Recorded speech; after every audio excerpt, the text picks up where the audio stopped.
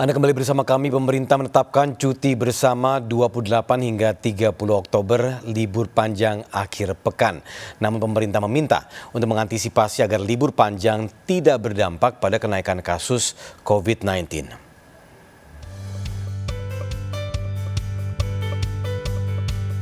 Pemerintah menetapkan 28 dan 30 Oktober cuti bersama, mengapit tanggal merah 29 Oktober yang merupakan peringatan Maulid Nabi Muhammad.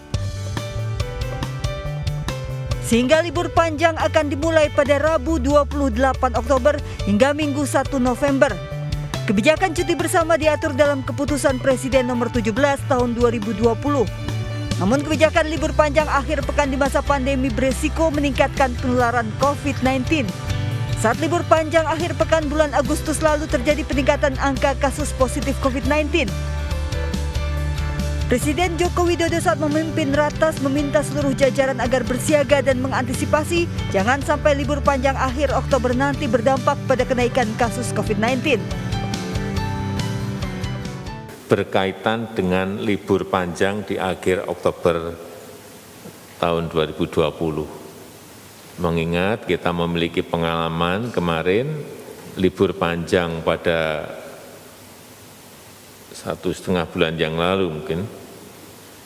Setelah itu terjadi kenaikan yang agak tinggi. Oleh sebab itu ini perlu kita bicarakan agar kegiatan libur panjang dan cuti bersama ini jangan sampai berdampak pada kenaikan kasus COVID. Libur panjang Agustus lalu bersamaan dengan peringatan Tahun Baru Islam yakni 20 hingga 23 Agustus. Usai libur panjang Agustus lalu berdasarkan data Satgas COVID-19, positivity rate atau angka positif kasus COVID-19 di Indonesia mencapai 15,3%. Bahkan sepekan setelah libur panjang Agustus lalu Indonesia mencatat penambahan kasus positif harian mencapai 2.719 kasus. Sehari kemudian kasus bertambah menjadi 3.003 kasus dan 3.308 kasus.